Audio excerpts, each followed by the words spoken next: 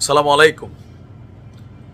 গেল কয়েকদিন যাবৎ বাংলাদেশে যে পরিমাণ ধর্ষণের ঘটনা, ছিনতাই, চাঁদাবাজি, কোপাকুপি, লুটপাট, ভাঙচুর, এই যে ঘটনাগুলো আমরা দেখছি, জনমনে আতঙ্ক। রাত 7টা-8টার পরে গ্রাম অঞ্চলে মানুষের ঘরের বাহিরে যায় না। ছোট্ট বাচ্চাকে আপনি স্কুলে দিবেন, আপনার মাথায় টেনশন যে ঠিকঠাক মতো আসতে পারবে কিনা।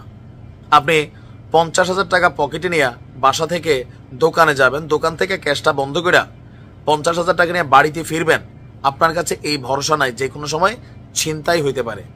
আবার টাকা দোকানে রেখে আসবেন, এই ভরসাও নাই। রাতের বেলা লকার ভাঙ্গা ফিল্মি স্টাইলে আপনার দোকান লুট হতে পারে। এরপর আসামিরা থাকবে ধরাছোঁয়ার বাইরে। এই যে পরিস্থিতি হঠাৎ করে বদলে গেল সপ্তাহ খানেক ধরে। আবার এই যে হঠাৎ করে হিজবুত তাহরির নিষিদ্ধ এই দলটি প্রকাশ্যে দিবালুকে তারা এই বিশাল একটা খেলাফতের মুভমেন্টের হিসেবে তারা এই যে একটা আয়োজন করলো, এই ঘটনাগুলো ইঙ্গিত দিচ্ছে বাংলাদেশে একটা বড় ধরনের অশনি সংকেত তৈরি হচ্ছে। গেল কয়েকদিন আগে যুক্তরাজ্যের সরকার একটা বিশেষ বার্তা পাঠিয়েছিল যে তাদের নাগরিকদের জন্য যে বাংলাদেশে একটা বড় ঘটনা ঘটবে। আস্তে আস্তে পরিবেশ ওইদিকে ধাবিত হচ্ছে। প্রশ্ন হচ্ছে হুট করে কেন এগুলো হচ্ছে। আমাদের প্রধান উপদেষ্টা ডক্টর মোহাম্মদ ইউনূস, তার সরকার বলছেন বা ডক্টর ইউনূস বলছেন পতিত স্বৈরাচার মানে শেখ হাসিনার সরকার তারা যারা নেতাকর্মীরা ছিলেন বাংলাদেশে নৈরাজ্য সৃষ্টি করতে বিপুল পরিমাণ অর্থ বিনিয়োগ করেছে। এই যে হিজবুত তাহরির নামছে, এটা নিয়েও বলা হচ্ছে যে এখানে আওয়ামী লীগের নেতাকর্মীরা হিজবুত তাহরির ছদ্মবেশে নামছে। এইটা একটা কমন ওয়ার্ড হয়ে গেছে। এখন এই দেশে যাই ঘটে, আওয়ামী লীগ, যুবলীগ, ছাত্রলীগ, এই দৃশ্য আপনাদের খেয়াল নাই? আওয়ামী লীগ ক্ষমতায় থাকতে এই দেশে যাই ঘটতো, বিএনপি জামাত, জামাতের উপর বেঁচে যেত জঙ্গি। এই ঘটনাগুলো কিন্তু আমরা দেখতাম। ফাঁকি দিয়ে অনেক ছাত্রলীগ, আওয়ামী লীগ, যুবলীগের নেতাকর্মীরা অপকর্ম করে কিন্তু বাইচা যাইত। আজকের দিনেও গণমাধ্যমে আমরা যখন নিউজ দেখছি, পতিত স্বৈরাচার শক্তি শুধু নাকি রানিং যারা নতুন ডেভিল হিসাবে আত্মপ্রকাশ করছেন, জামাত, বিএনপি, আরো বিভিন্ন নামে বেনামে বিভিন্ন মানুষ, ব্যক্তিগত দ্বন্দ্ব, এগুলো তো আওয়ামী লীগের সাথে কানেক্টেড না।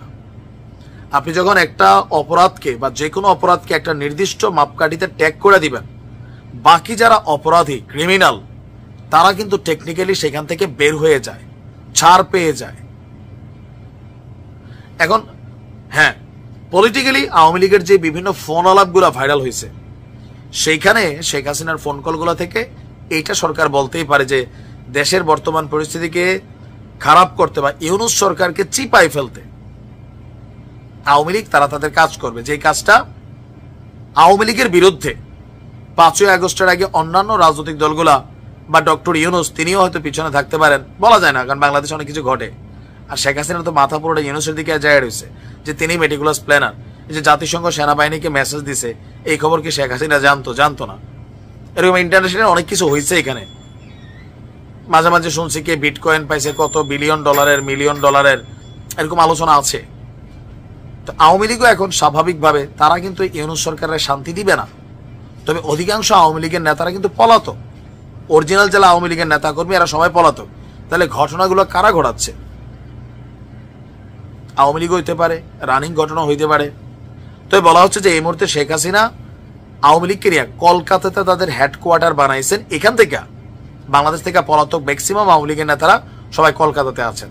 সেখানে বিভিন্ন জায়গায় তারা মিটিং করেন, বৈঠক করেন, এমনকি বাংলাদেশে কি কি ঘটানো যাবে এ নিয়ে তারা পরিকল্পনা করেন, এমনকি বাস্তবায়নের জন্য এই দেশে এক শ্রেণীর মানুষকে তারা ব্যবহার করেন। এজ এ রেজাল্ট গত এক সপ্তাহে যা দেখছি এগুলা, আপনার কি মনে হয় সবকিছুর পেছনে কি শুধুমাত্র আওয়ামী লীগ নাকি অন্যান্য শক্তিগুলোও কাজ করছে? কমেন্টে